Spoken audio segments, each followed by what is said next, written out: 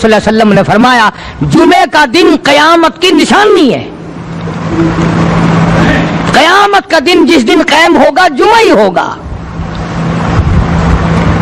آج جمعہ تفریح کا دن ہے, آج جمعہ جوئے کا دن ہے, آج جمعہ شراب پینے کا دن ہے, آج جمعہ کھیل تماشا بے حیائی بدماشی کا دن لوگوں نے بنا لیا ہے. ایک ہمارا ماحول ہے, آپ ذرا توجہ فرمائیں. جمعے کے دن فلموں میں رش ہے, جمعے کے دن سینما کے ٹکٹ کا رش ہے, جمعے کے دن VCR بہت زیادہ چلتے ہیں, جمعے کے دن ٹیلی ویژن پہ بڑا رش ہوتا ہے, جمعے کے دن بدماشی ہے, جوا ہے, بے حیائی, زیادہ سے زیادہ بے حیائی جمعے کے دن ہوتی ہے. حالانکہ حضور کریم صلی اللہ علیہ وسلم نے فرمایا جمعے کے دن ایک گھڑی ایسی آتی ہے جو مانگو وہی ملتا ہے. جس حال میں کوئی مشغول ہوگا وہی اس کی زندگی کا مستقل ذریعہ بن جائے گا. کون سمجھائے تمہیں؟ کس کے اندر طاقت اور جرت ہے کہ قوم کے دھارا پھیر سکے اور قوم کے رخ کو پھیر سکے؟ کون پھیر سکتا ہے؟ اس لیے قرآن کریم نے بار بار للکارا اور فرمایا افلم یہد لہم کما اہلکنا قبلہم من القرون. اکڑنے والوں, بدماشی کرنے والوں, بے غیرت کمینوں, بعد آؤ. جب میرا قہر جوش میں آئے گا پھر ایک دو کو نہیں, پھر بستی کی بستی, ملک کے ملک اجاڑ کے رکھ دوں گا.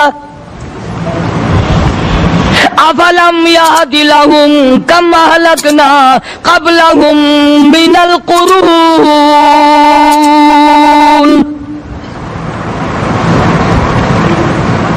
میں نے قرن کے قرن اجاڑ دیے, میں نے روئے زمین کے مالک اجاڑ دیے, میں نے ملکوں کے بادشاہ اجاڑ دیے, میں نے وزیر اعظم اجاڑ دیے, میں نے گورنروں سے بھیک کے ٹکڑے منگوا دیے. میں وہ خدا ہوں وتعز من تشاء وتذل من تشاء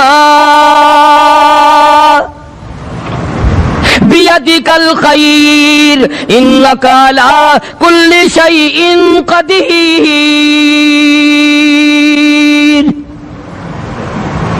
سارا نظام میرے ہاتھ میں ہے. تبارک الذی بیدہ الملک.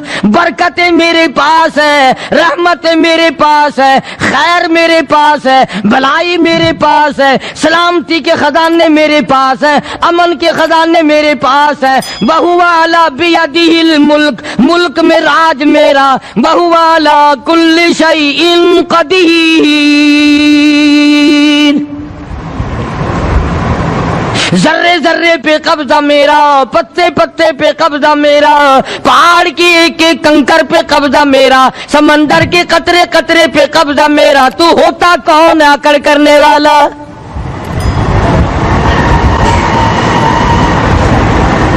غور نہیں کرتے, سوچتے نہیں ہیں کہ کلام الہی ہمیں کیا بتانا چاہتا ہے. جناب عثمان رضی اللہ تعالیٰ عنہ فرماتے ہیں اور لوگوں میں نے ساری زندگی گزار دی, اسلام کے بعد جس دن سے میں نے کلمہ پڑھا آخری دم تک کوئی جمعہ ایسا نہیں, کوئی جمعہ ایسا نہیں گزرا اللہ کے نام پر میں نے ایک غلام خرید کے آزاد نہ کیا ہو. پہلے لوگ بھی جمعے کے دن درود پاک کی کثرت کرتے تھے, خیرات کیا کرتے تھے کہ 8 دن کا کفارہ ہو جائے, اللہ تبارک و تعالی راضی ہو جائے. آج کے دن قیامت آئے گی, نہ جانے میرا کیا حال بنے گا, کن لوگوں میں میرا شمار ہوگا. مدنی کریم صلی اللہ تعالی علیہ وسلم کا دربار لگا ہوا ہے, مجلس ہے آقا مدنی صلی اللہ علیہ وسلم کی. وہ کتنے مقدروں والے جوان تھے جو اپنے محبوب صلی اللہ علیہ وسلم کی مجلس میں بیٹھتے تھے. وہ کتنے خوش بخت اور خوش نصیبے والے لوگ تھے جو اپنے آقا کے سامنے بیٹھتے تھے. حضور کریم صلی اللہ علیہ وسلم نے فرمایا مجھے 3 چیزوں سے بڑی محبت ہے, 3 چیزیں بڑی پیاری لگتی ہیں, 3 چیزیں دنیا میں بڑی مرغوب ہیں مجھے. فرمایا ایک, نماز میری آنکھوں کی ٹھنڈک ہے. سرکار کی پسندیدہ بات سنو، فرمایا نماز میری آنکھوں کی ٹھنڈک ہے، جو نماز پڑھتا ہے وہ میری آنکھوں کو ٹھنڈا کرتا ہے، جو نماز نہیں پڑھتا کیا مطلب؟ وہ مجھے رنج دیتا ہے۔ اور جامع ترمذی میں ایک حدیث موجود ہے، ارشاد ہے حضور کریم سب کہہ دو صلی اللہ علیہ وسلم کا، فرمایا کہ ہر پیر کے دن، ہر جمعرات کے دن ہر امتی کا نامہ اعمال میرے سامنے پیش کیا جاتا ہے۔ ہر امتی کا اعمال نامہ سرکار کے سامنے کر دیا جاتا ہے، تیرے فلاں امتی کا یہ عمل ہے۔ ذرا مسجد میں بیٹھے ہو، قبلے کی طرف منہ کیے بیٹھے ہو، لوگوں سوچو تو صحیح ہمارے اعمال نامے دیکھ کر آقا کو کتنا رنج ہوتا ہوگا، ہمارے کردار دیکھ کر، ہماری روح سیاہی کو دیکھ کر آقا کو کتنا رنج پہنچتا ہوگا صلی اللہ علیہ وسلم۔ ارے ہم نے حضور کی ذات اقدس کو رنج پہنچایا، پریشانی پہنچائی، تکلیف پہنچائی، پرواہ نہیں کرتے نمازوں کی، نوجوان بھی بوڑھے بھی حج کر کے بھی نماز پڑھتے لوگ، اور اب تو ویسے بھی دانا بینا لوگ ہیں۔ تو آپ نے ارشاد فرمایا کہ میری آنکھوں کی ٹھنڈک نماز میں ہے، تین چیزیں مجھے پیاری ہیں پوری دنیا میں، تین چیزیں پسندیدہ ہیں میری۔ سب سے پہلی فرمایا نماز میری آنکھوں کی ٹھنڈک ہے، قرۃ عینی فی الصلاۃ او کما قال النبی صلی اللہ علیہ وسلم، فرمایا جس آدمی، جس امتی کا یہ دل کرے کہ میں نبی کی آنکھ ٹھنڈی ہو، اسے چاہیے کہ نماز پابندی سے پڑھے۔ دوسرا فرمایا وفادار عورت مجھے بڑی پسند ہے، حضور کریم صلی اللہ علیہ وسلم نے فرمایا وفادار عورت، ہائے ہائے ہماری ماؤں سے زیادہ وفادار کون ہوں گی؟ جناب عائشہ صدیقہ رضی اللہ تعالیٰ عنہ فرماتی ہیں کالی کملی والے کے گھر میں 3 مہینے چولہے میں آگ نہیں جلتی تھی۔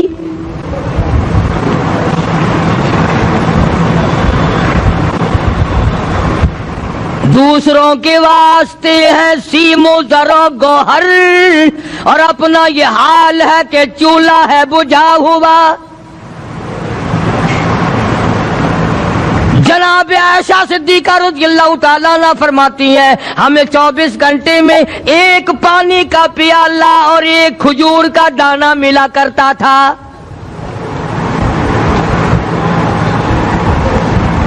کبھی اپنی ماہوں کی خوراک تو دیکھو، خرچہ تو دیکھو، اور اگلی بات سنو تو حیران ہو جاؤ۔ جناب عائشہ صدیقہ رضی اللہ تعالیٰ عنہ فرماتی ہیں اس پیالے اور کھجور کی قدر بھی تب ہوئی جب وہ بھی نہ ملی۔ پیسوں کو برباد کرنے والوں، بے قدری کرنے والوں، ذرا سوچو تو صحیح کہ کیا گھر ہے محمد عربی سب کہہ دو صلی اللہ علیہ وسلم کا۔ اسی گھر سے خیر و برکت ملی صحابہ کرام کو، لیکن دنیا نہ تھی، بلڈنگ نہ تھی، کوٹھی نہ تھی، بنگلہ نہ تھا، چہل پہل نہ تھی۔ اچھا ایک بات اور آج یاد کر کے لے جاؤ، یہ تو مجبوری ہوئی نا، یہ تو ایک مجبوری ہوئی، پریشانی ہوئی، محتاجی ہوئی کہ پانی کا ایک پیالہ اور ایک کھجور کا دانہ ملتا تھا۔ اور اگلی بات سنو تو حیران ہو جاؤ، مجبوری اور چیز ہے، اختیار سے کرنا اور چیز ہے۔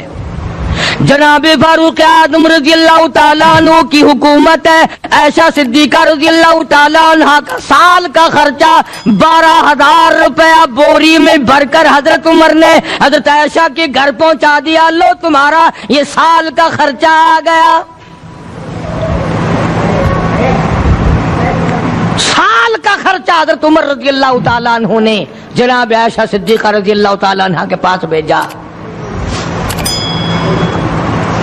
اتنا بڑا بورا بھر کر آیا۔ اللہ غنی، بجائے خوش ہونے کے، بجائے مچلنے کے، بجائے فخر کرنے کے، اپنی خادمہ سے فرمانے لگی حضرت عائشہ خادمہ سے فرمانے لگی میں نے تو اپنے محبوب صلی اللہ علیہ وسلم کے پیٹ پہ پتھر دیکھے، میں نے تو کالی کملی والے کو فاقے کرتے دیکھا۔ خادمہ سے فرمانے لگی اس بوری کے اور میرے درمیان میں کپڑا لٹکا دے، میری آنکھ دیکھنا گوارا نہیں کرتی،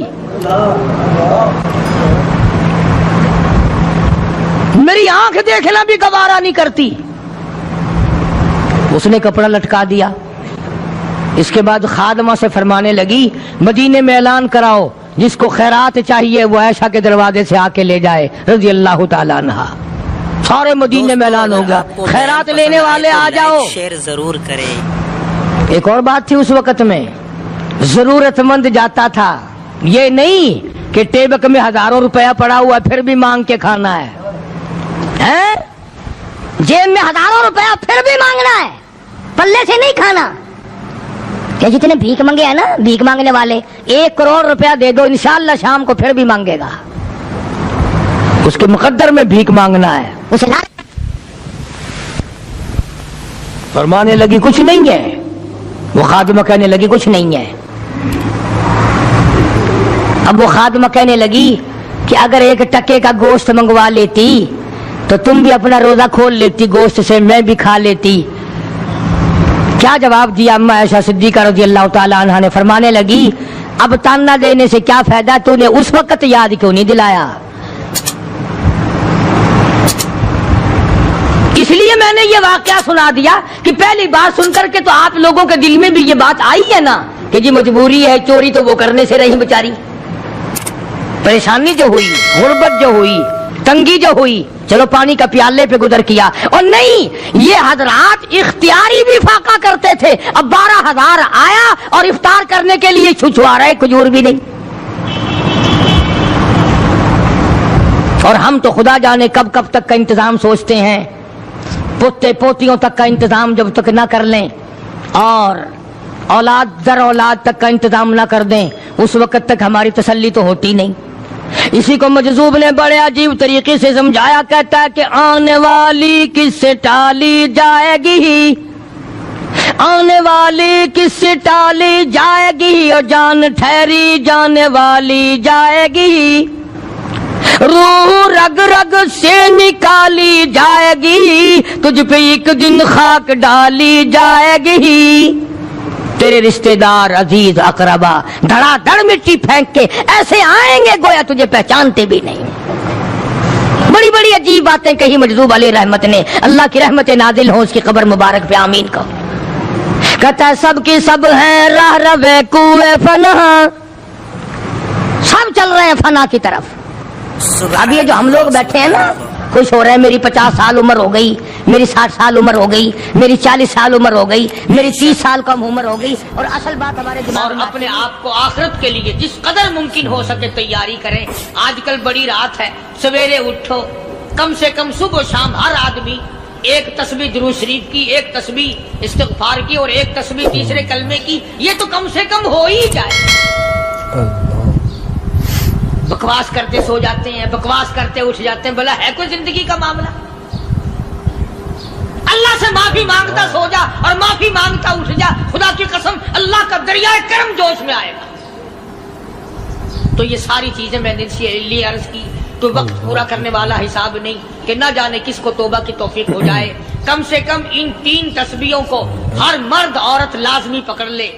1 تسبیح درود شریف کی، 1 تسبیح سبحان اللہ والحمدللہ ولا الہ الا اللہ واللہ اکبر ولا حول ولا قوت الا باللہ العلی العظیم، اور 1 تسبیح استغفر اللہ الذی لا الہ الا هو الحی القیوم واتوب الیہ، یا استغفر اللہ ربی من کل ذنب واتوب الیہ، اور 1 تسبیح درود شریف کی اللہم صلی علی سیدنا مولانا محمد وعلی آل سیدنا مولانا محمد مبارک وسلم وصلی علیہ۔ جب 1 مرتبہ درود بندہ پڑھے گا 10 بار اللہ کی رحمت آئے گی، 10 گناہ معاف ہوں گے، 10 درجے بلند ہوں گے، 10 خطائیں معاف کر دی جائیں گی، تو کتنا بڑا اجر ہے۔ خصوصاً بوڑھوں کو چاہیے کہ وہ گپوں میں اپنا وقت خراب نہ کریں۔ خدا کی قسم قبر میں جانے کے بعد تجھے 1 سانس کی مہلت نہ ملے۔ پر مجھے اس بات کا افسوس ہے کہ آپ لوگ پورا مضمون سننے کی کوشش نہیں کرتے، بلکہ بعض لوگ بالکل اخیر میں سر سے، ایک ہے جمعے کی فضیلت حاصل کرنا، ایک ہے جمعہ پڑھنا، ایک ہے سیرو لہاونا، اس میں بڑا فرق ہے. ایک ہے سر سے اتارنا اور ایک ہے اس کی فضیلت کا حاصل کرنا. حدیث پاک میں آتا ہے کہ جمعے کے دن فرشتے دروازے پہ کھڑے ہو کر کے حاضری لگاتے ہیں. ہاں اللہ صاحب مل کی ٹیکسٹائل مل کی حاضری کا تو پتا ہے, مسجد کی حاضری کا کوئی پتا نہیں. اگر دیر ہو جائے تو وہ گیٹ کیپر واپسی کر سکتا ہے, اگر دیر میں آیا تو یہ فرشتہ نہیں کہتا, لانتی ہوا پیچھے سے. بہت مدت کی بات ہے, علامہ یوسف بن نور رحمۃ اللہ علیہ زندہ تھے, میں کراچی تھا, تو حضرت نے مجھے فرمایا کہ جمعہ ہمارے یہاں پڑھا دو. اب کے میری والی میں جمعہ پڑھاتا تھا ان دنوں میں. تو میں جب گیا تو ہم ایک چھوٹے سے دروازے سے داخل ہونے لگے. ایک پٹھان کہنے لگا پرلے دروازے سے چلو, میں بھی ادھر سے جاتا ہوں. میں نے کہا کیوں؟ کہنے لگا فرشتہ ادھر رجسٹر لیے کھڑا ہے, تم ادھر سے گھس جاؤ گے تمہارا حاضری نہیں لگے گا. وہ کہنے لگا فرشتہ بڑے گیٹ پہ کھڑا ہے ادھر چلو. تو کم سے کم اس پٹھان کا تو یہ عقیدہ ہے کہ فرشتہ کھڑا ہے, اور تمہارا خیال یہ ہے کہ جمعے کے دن نہ فرشتہ ہے نہ خدا ہے, کوئی بھی نہیں ہے. اس لیے سیرت النبی صلی اللہ علیہ وسلم کا عنوان شروع ہوگا. وقتی آؤ, پورا مضمون سنو تاکہ لطف آئے, دل و دماغ بنے. اور عقیدہ میں نے تمہیں بتا دیا, لا الہ الا اللہ, خدا کے سوا الہ کوئی نہیں, مشکل کشا کوئی نہیں, پیدا کرنے والا کوئی نہیں, فصل میں, دکان میں, کارخانے میں اس کے سوا برکت دینے والا کوئی نہیں. اور یہ بات بتائی کس نے؟ محمد الرسول اللہ صلی اللہ علیہ وسلم. ہمارے نبی حضرت محمد الرسول اللہ صلی اللہ علیہ وسلم نے ہمیں یہ بات بتائی. خدا کے بعد خدا کوئی نہیں, مصطفیٰ کے بعد نبی کوئی نہیں, حضور صلی اللہ علیہ وسلم کے بعد کوئی کسی قسم کا جو نبوت کا دعویٰ کرے وہ کافر ہے, دجال ہے, بے ایمان ہے, وہ خنزیر سے بدتر ہے جو میرے آقا کے ختم نبوت کے تاج کو ہاتھ لگائے گا. فرمایا لہم قلوب لا یفقہون بہا. اللہ پاک جل شانہ فرماتے ہیں جس کا دل قرآن کریم سمجھنے کا عادی نہیں, لہم قلوب لا یفقہون بہا, جس کا دل قرآن سمجھنے کے لیے تیار نہیں, وَلَهُمْ أَعْيُنٌ لَا يُبْصِرُونَ بِهَا, جس کا کان اللہ کا قرآن سننے کے لیے تیار نہیں, أَمْ لَهُمْ آذَانٌ لَا يَسْمَعُونَ بِهَا, ام لہم آذان یسمعون بہا, جس کا کان خدا کا قرآن سننے کو تیار نہیں. خدائی فیصلہ سنو, اللہ کے قرآن کا فیصلہ سنو, اللہ کے کلام کا فیصلہ سنو. جس کا کان میرا کلام سننے کے لیے تیار نہیں, جس کو میرا قرآن سن کے مزہ نہیں آتا, جس کو میرا کلام سن کے حلاوت نہیں آتی, جس کو میرا کلام سن کے لذت نہیں آتی, جس کی روح تازی نہیں ہوتی, جس کو لطف نہیں آتا, جس کو کیف نہیں آتا, جس کو سرور نہیں آتا, جو میرا قرآن سننے کو تیار نہیں, جو میرا قرآن آنکھوں سے دیکھنے کو تیار نہیں, جو میرا قرآن سننے سمجھنے کے لیے تیار نہیں. آؤ پھر خدائی فیصلہ سنو. فرمایا اولئک کالانعام,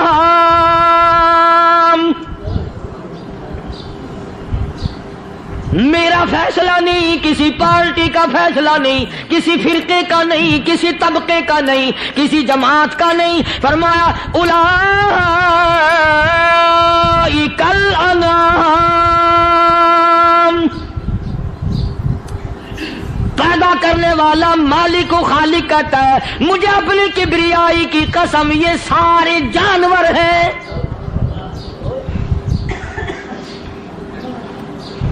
یہ سارے کے سارے جانور ہیں, یہ درندے ہیں جو ایک دوسرے کو چیر پاڑ کر کھاتے ہیں, یہ درندے ہیں جو ایک دوسرے کا خون پیتے ہیں. فرمایا بل ہم اضل, جانوروں سے بھی بدتر.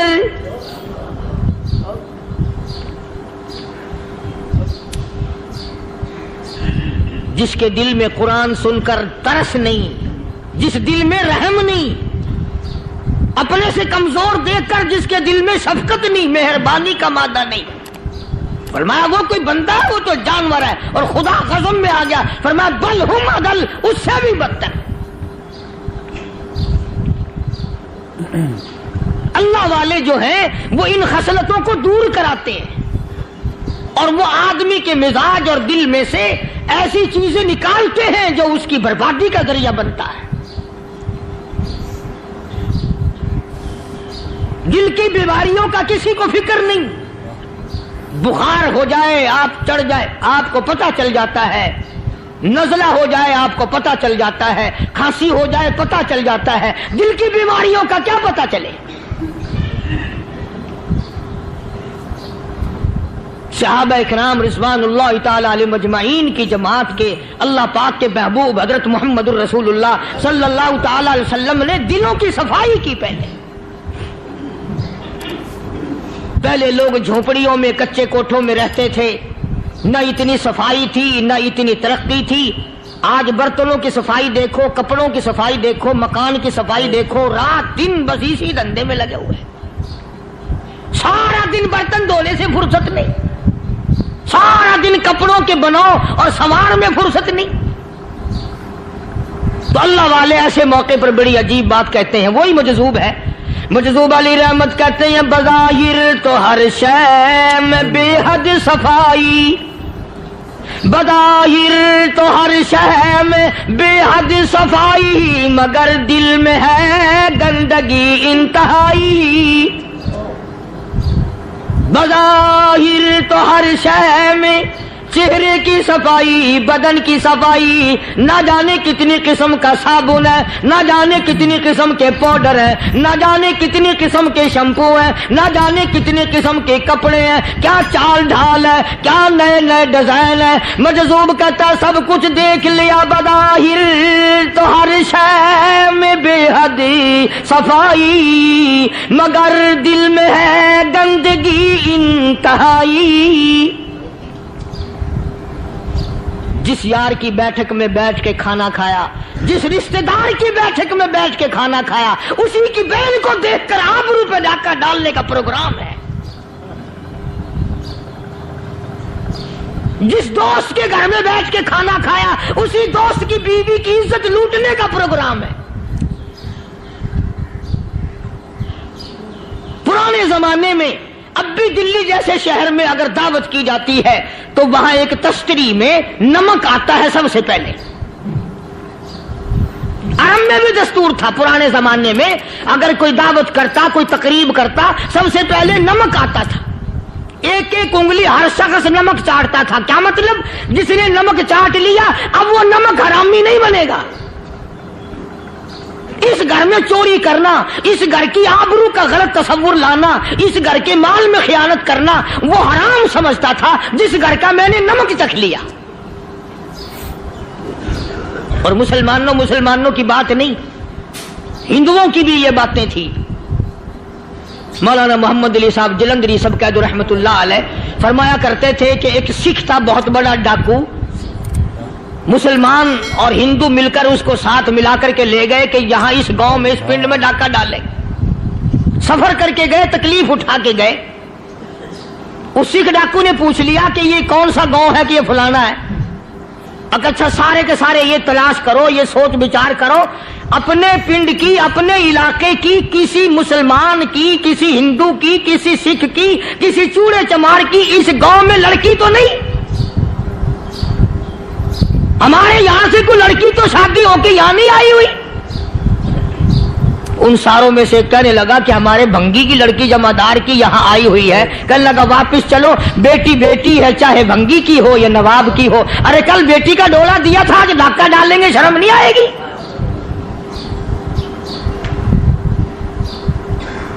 آج وہ تصور کہاں چلے گئے اور ہم سب روتے پھرتے ہیں سکون نہیں, سکون نہیں, اطمینان نہیں. ارے اطمینان آئے گا کیسے؟ ہمارے دل بے ایمان ہے, نیتیں خراب ہے, آئے گا کہاں سے؟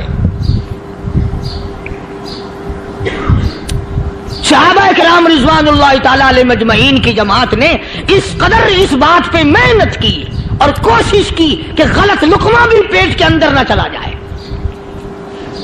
چنانچہ میں علی الاعلان کہتا ہوں 1,29,000 صحابہ کرام کالی کملی والے کے دیوانے اور پروانے, حضور کے یار جانثار, حضور کفر کے ساتھ فاقہ کھانے والے، فاقوں مرنے والے، پتھر کھانے والے اپنے بچوں کے ٹکڑے ہوتے ہوئے دیکھ کر لا الہ الا اللہ محمد الرسول اللہ کی صدا بلند کرنے والے صحابہ کرام کا یہ حال تھا.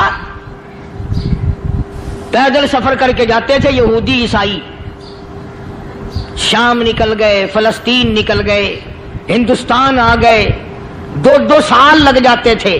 اپنی جوان بیٹیوں کو مسلمانوں کے گھروں میں چھوڑ کے آ جاتے تھے. کبھی نگاہ نبوت نے جن کو رنگ دیا تھا، کبھی کسی صحابی پہ ذرہ برابر الزام نہیں لگا.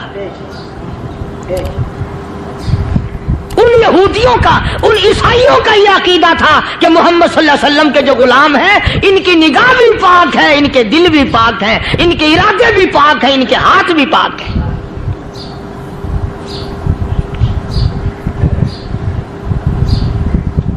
مصر کے گورنر نے، مصر کے جنرل کرنل نے خط لکھا سیدنا فاروق اعظم رضی اللہ تعالی عنہ کی خدمت میں. دور خلافت ہے حضرت فاروق اعظم کا. کیا خط لکھا کہ حضور مجھے کافی وقت گزر گیا ہے اور فلاں علاقے میں آپ کے حکم سے ہم نے جانا ہے اور راستہ صرف ایک ہے اور اس راستے میں جال بچھا دیا گیا. اب مجھے مشورہ دیں میں کیا کروں، حکم دیں مجھے. جال کیا بچھا دیا گیا کہ ہمیں پتہ چل گیا ہے عیسائیوں نے پروگرام بنایا، سینکڑوں لڑکیاں تلاش کر کر کے بڑی خوبصورت حسینہ اکٹھی کی ہیں، ان کو گانے بجانے کی ٹریننگ دی ہے، ان کو اچھی اچھی آوازوں والی لڑکیاں ڈھونڈ کے لائے ہیں اور انہوں نے یہ پروگرام بنایا کہ جب مسلمانوں کی فوج اس گلی سے گزرے گی ان کوٹھوں کے اوپر چڑھ کے گانا بجانا کریں گے تاکہ ان کے دل میں بدماشی آئے اور ان کا بیڑا غرق ہو.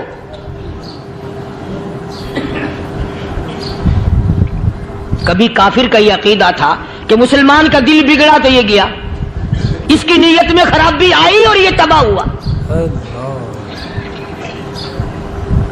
جناب فاروق اعظم رضی اللہ تعالیٰ عنہ نے اسے یہ خط نہیں لکھا کہ تو قرآن پڑھا کر، تو نفل پڑھا کر.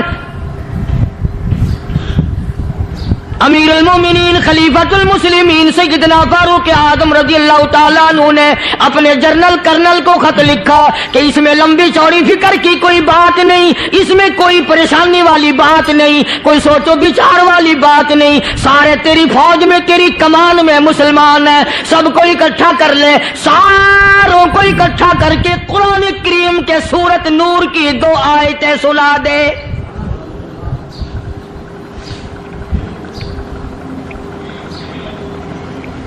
یہ بھی نہیں فرمایا کہ سزا سناؤ، اتنے کوڑے لگیں گے، جو خلاف کرے گا یوں قید ہوگی، یہ کورٹ مارشل کر دیا جائے گا. کچھ نہیں.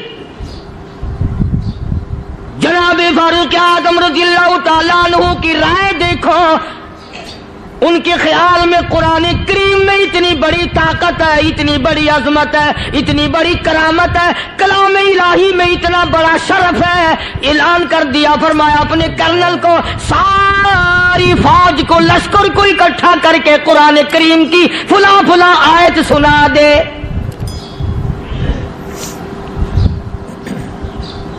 اور اس کے بعد بے دھڑک فوج کو، لشکر کو اسی راستے سے گزار کے لے جا، بے دھڑک لے جا.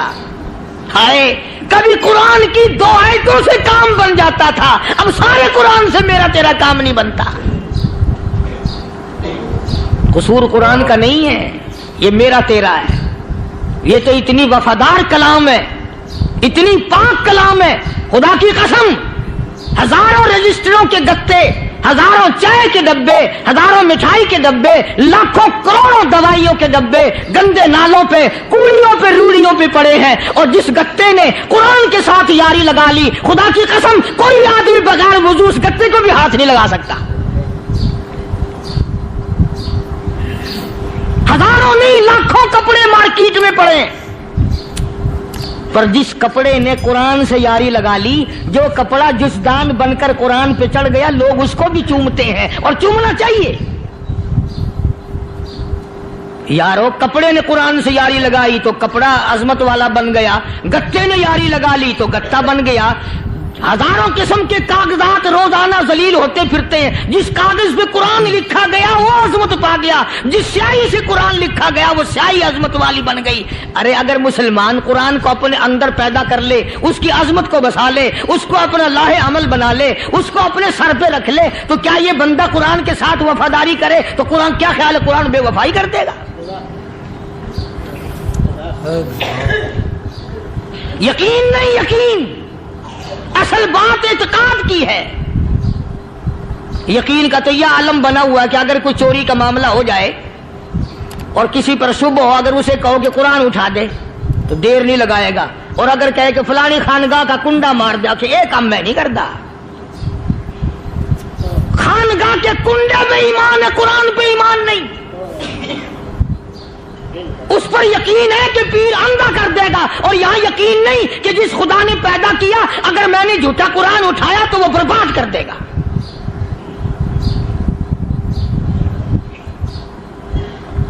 अजीब अजीब लोग हैं। चुनाचे मिस्र के कर्नल ने, मिस्र के जर्नल ने सारी फौज को इकट्ठा कर लिया। उसने भी ये बात तो नहीं कही कि फारूक आजम को दोबारा खत लिखता कि हजरत ये तो 2 आयतें आपने लिखी, ये तो सारा कुरान रोज पढ़ते हैं, पर बनेगा क्या? जैसे फारूक आजम का यकीन था, फारूक आजम की फौज के कर्नल का भी यकीन है, फारूक आजम के फौज के जनरल का भी यकीन है। उसने सारी फौज को इकट्ठा किया, लश्कर को जमा किया, और उसके बाद कहने लगा कुल्लिल मुमिनीन यगुद्दू मिन अबसारिकुम व यहफज़ू फुरूजहुम ज़ालिका अज़का लहुम इन्नल्लाह खबीरुम बिमा यस्नऊन। ओ लोगों, खुदा तुम्हें कहता है अपनी आंखों की हिफाजत करो। अगर तुम्हारी नजरें गलत जगह पड़ी, अपनी इज्जत की हिफाजत करो, अपनी आबरू की हिफाजत करो। अगर गलत नजरें पड़ी, गलत इस्तेमाल हुई, इन्नल्लाह खबीरुम बिमा यस्नऊन।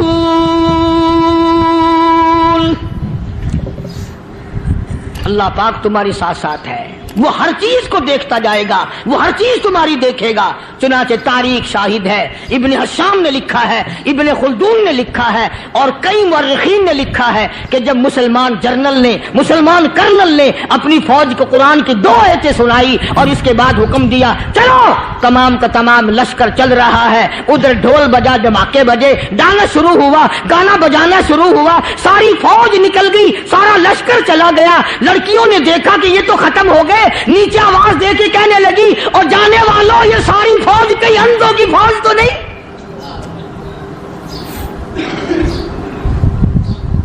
ये हुस्न का नजारा और ये डांस और ये आवाज, हम नाच नाच के थक गई, कोई सर नहीं उठाता।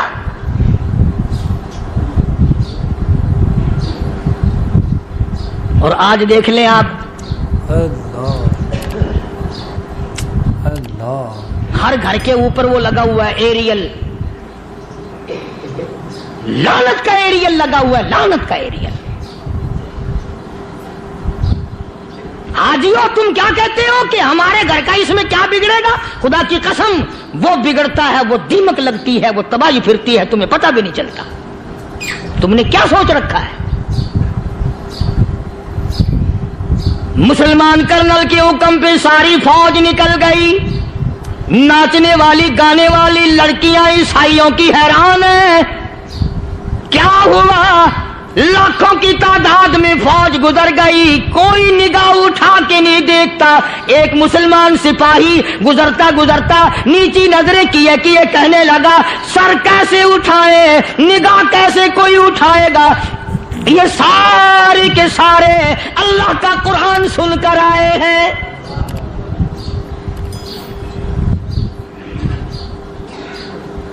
कैसे कोई निगाह उठाएगा, कैसे कोई सर को उठाएगा?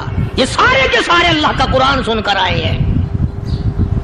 उनका अमल हुआ ना कुरान पे, ان کے عمل کا کتنا بڑا اثر پڑا. مورخین نے لکھا, ابن حشام لکھتا ہے, عیسائی لڑکیوں نے چھلانگیں لگا دی, کوٹھی سے نیچے آ گئی, کہنے لگی عام مسلمانوں وہ قرآن ہمیں بھی سنا کے جاؤ جس میں اتنی اسپرٹ ہے, اتنی طاقت ہے, جو حسن کے نظارے سے روک دے, جو گانے بجانے سے روک دے. یہ تو آدمی کے دل کا سکون ہے. نہ گانا سنتے ہو نہ حسن کا نظارہ کرتے ہو, جاتے والے یوں نہ جاؤ, ہمیں بھی وہ قرآن سنا کے جاؤ.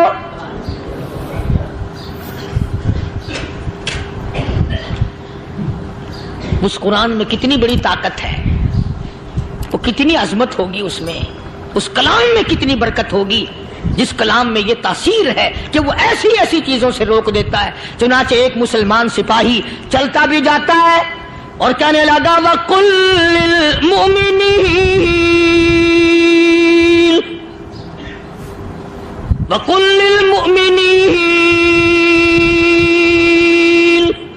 قرآن کی آیت پڑھ کے سنائی.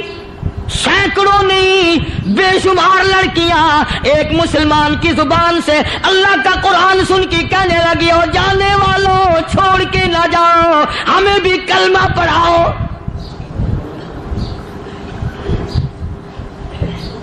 جتنی بھی وہ ناچنے گانے والی تھی تمام کے تمام کلمہ پڑھ کر مسلمان بن گئی. اور مورخین نے لکھا ہے آخری دم تک قرآن کی شیدائی اور دیوانی بن کے گزری ہے. پھر وہ لڑکیاں جو رات دن حسن و جمال کا پیکر بنی رہتی تھی, علماء نے لکھا ہے جب موت آئی ایک ایک کے بدن میں کپڑے لباس میں موت آئی تو 50-50 ٹاٹی لگی ہوئی تھی.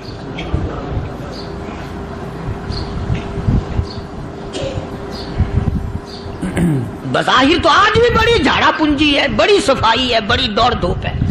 اسی کو مجذوب الاعلان کہتا, بظاہر تو ہر شے میں بے حد صفائی, مگر دل میں ہے گندگی انتہائی, کبھی اس کے دھوکے میں آنا نہ بھائی, یہ سب ہے رعائی, یہ بس ہے رعائی. یہ تو چیز ہی کچھ نہیں. بڑے بڑے دھندے ہمیں پلٹتے دیکھے, بڑے بڑے نظام بگڑتے دیکھے. محمد عربی صلی اللہ تعالی علیہ وسلم کے دربار میں بڑے بڑے لوگ آتے تھے. اللہ غنی, نگاہ نبوت نے جس کو رنگ دیا سبحان اللہ, پھر قیمت تو بن گیا, وہ اسلام کی دولت سے پیچھے نہ ہٹا. کوئی پیچھا پھر کے دیکھا ہی نہیں کہ ہم کیا کر رہے ہیں. ایک لذت تھی, ایک کیف تھا, ایک سرور تھا صحابہ کرام کو. کہاں سے وہ چیز ہم لائیں, کیسے ہم میں وہ چیز پیدا ہوگی.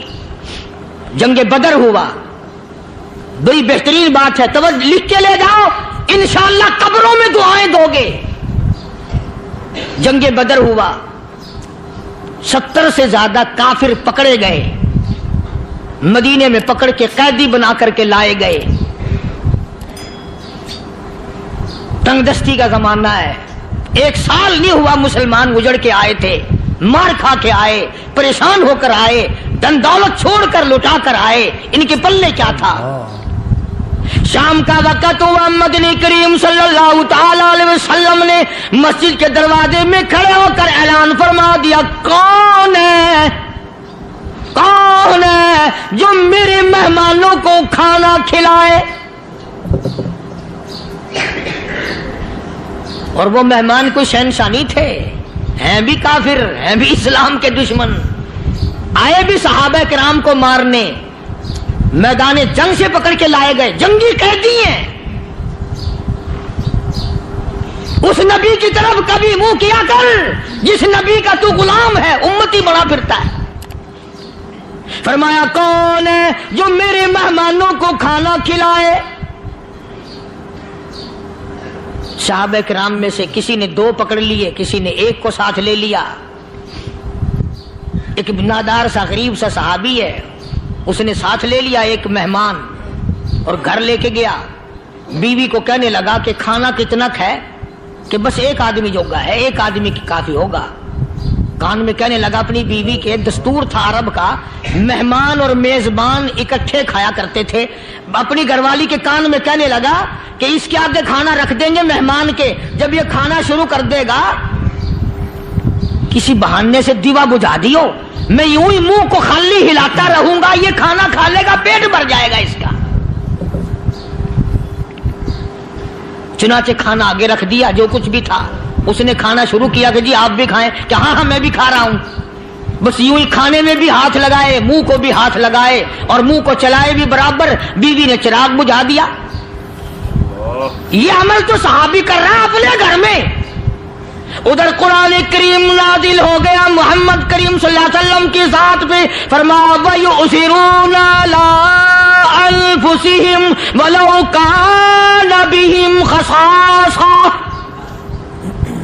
وَمَن يُوقَ شُحَّ نَفْسِهِ فَأُولَٰئِكَ هُمُ الْمُفْلِحُونَ۔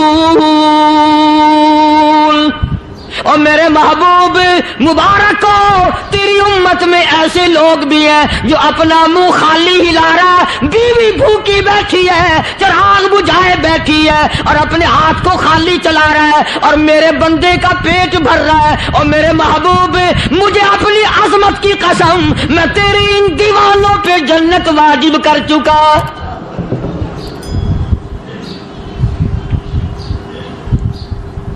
اب حضور صلی اللہ علیہ وسلم نے تو ان کو نہیں سکھایا تھا کہ تو جا کے ایسا کرنا، قدرتی مزاج ایسا بنا دیا تھا۔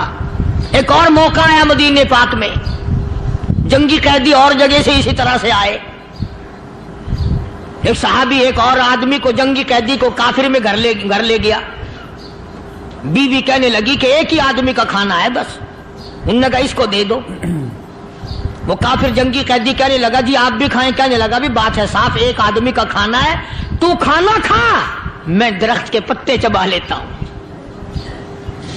وہ کہنے لگا میں کھاؤں گا پتے، انہوں نے کہا تو رئیس آدمی ہے مکے کا، میں پرانا غریب ہوں، مجھے پتے چبانے کی عادت ہے، تیرے پیٹ میں درد نہ ہو جائے، میں عادی ہوں پتے چبانے کا۔ اس نے پتے چبا لیے،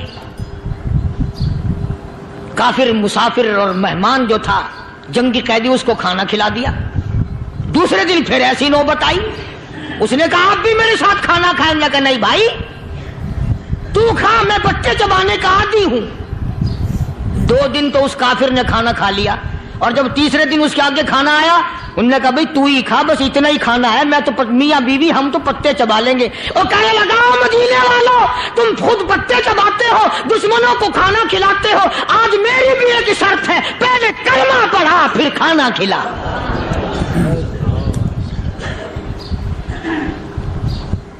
آج میری بھی ایک شرط ہے۔ 2 دن کے عمل نے کفر کو مٹا دیا، اسلام چمک گیا۔ 2 دن کے عمل نے، میرا تیرا 60 سال کا عمل ہے، کبھی کسی کافر کو مسلمان بنایا؟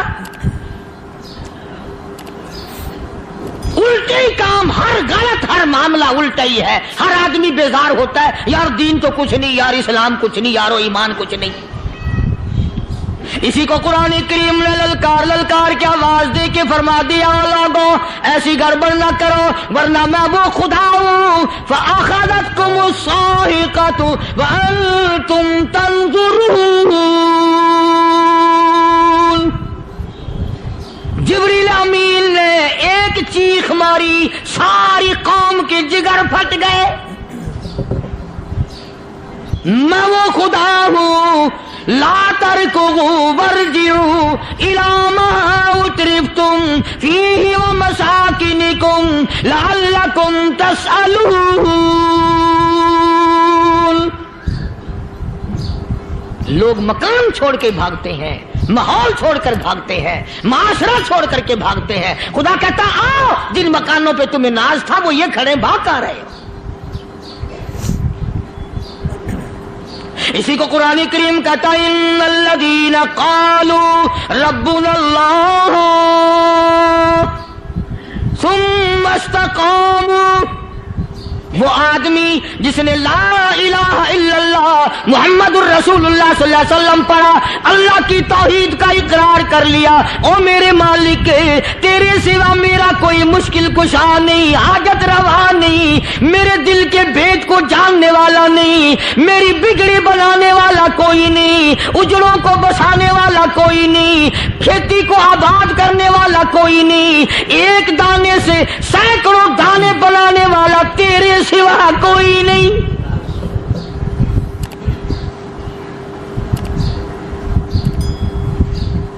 کھیتوں میں جاؤ،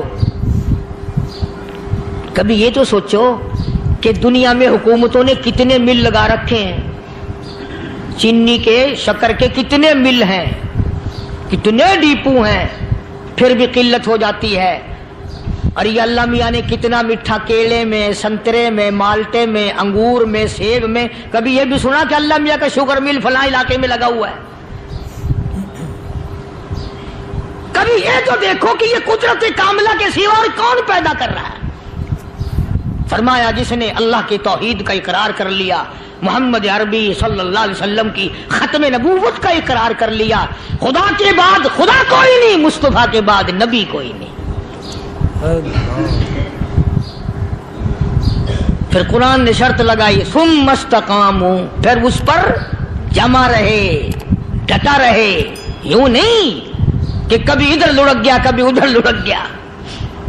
لوگ تو بدل جاتے ہیں، لوگوں کا کیا ہے؟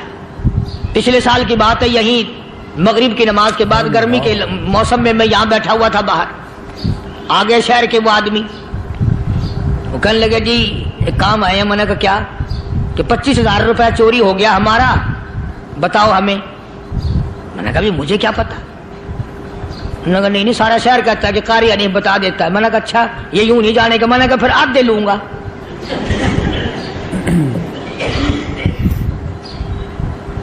25,000 گم ہوئے ہیں نا، 12.5 میرے 12.5 تمہارے۔ کہنے دیکھو نا جی بال بچے چھوٹے چھوٹے غریب بچے ہیں جن کے وہ پیسے ہیں۔ میں نے کہا اچھا میں بادشاہ لگا ہوا ہوں؟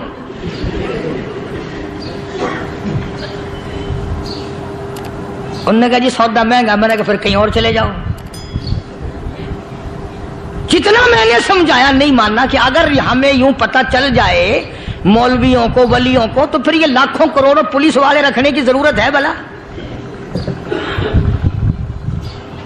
اتنی بڑی فوج کا رکھ کر کیا کریں گے ہم؟ اربوں روپیہ فوج کا خرچہ ہے، 2 ولی، ایک ولی کو اس بارڈر پہ بٹھا دیں گے، ایک ولی کو اس بارڈر پہ بٹھا دیں گے، پھر ہم بڑھانا دیں گے اولیاء کرام رجمت۔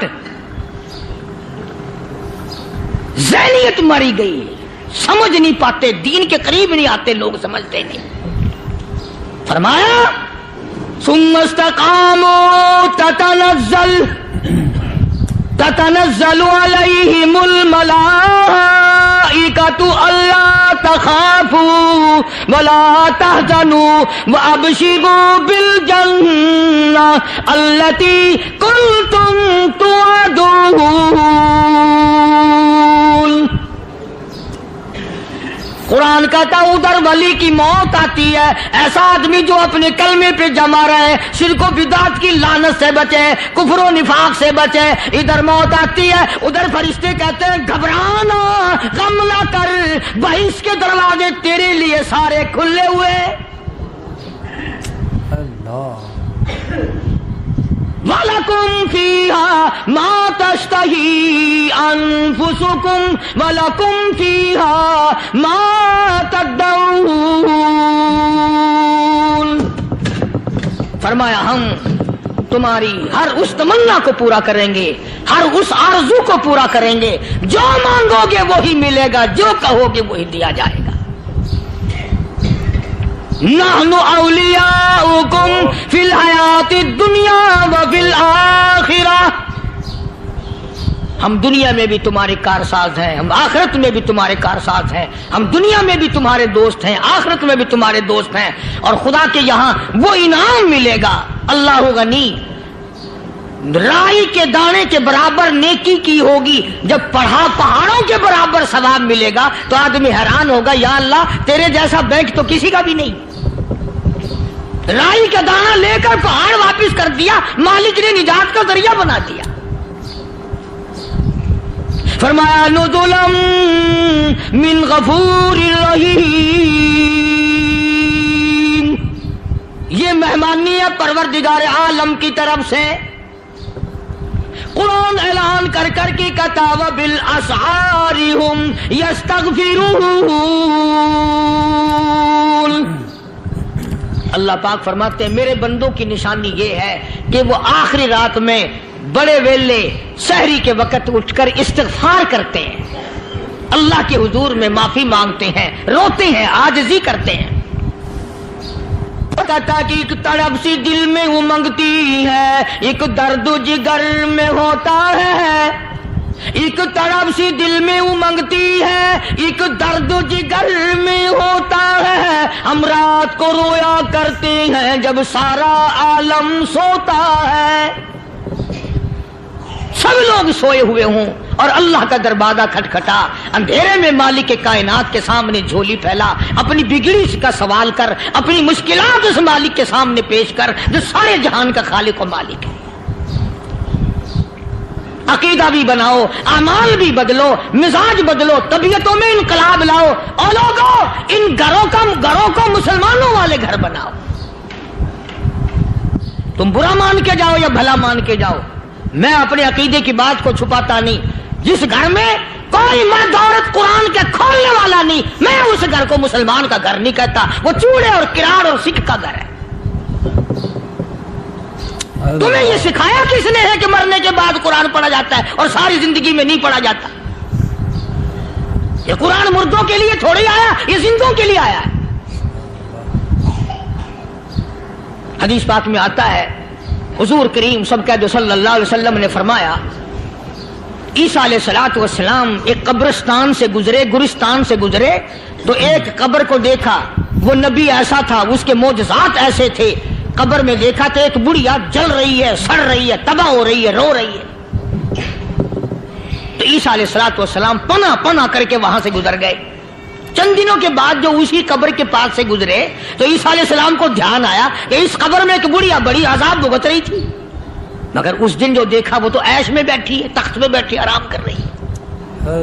سیدنا عیسیٰ علیہ الصلوۃ والسلام نے اللہ پاک سے سوال کر دیا، الہی مرنے کے بعد تو آدمی کوئی نیکی بھی نہیں کر سکتا، اس نے کیا کر لیا جو اس کا سارا نظام بدل گیا؟ آواز آئی، اے عیسیٰ لکھ کے لے جاؤ یہ بات، حضور کا فرمان ہے۔ فرمایا، اے عیسیٰ، اس مائی کے چھوٹے سے پوتے نے استاد کے پاس جا کر کے پڑھا بسم اللہ الرحمن الرحیم، اس ننھے سے منہ سے، چھوٹے سے منہ سے جب یہ لفظ نکلا، اے اللہ تو بڑا مہربان ہے، تو بڑا کریم ہے۔ عیسیٰ چھوٹے سے منہ سے جب نکلا، وہ تو معصوم تھا، اس کے منہ سے جب نکلا نا کہ میں بڑا مہربان ہوں، میں نے اس معصوم بچے کے صدقے میں اس کی دادی پہ کرم کر دیا۔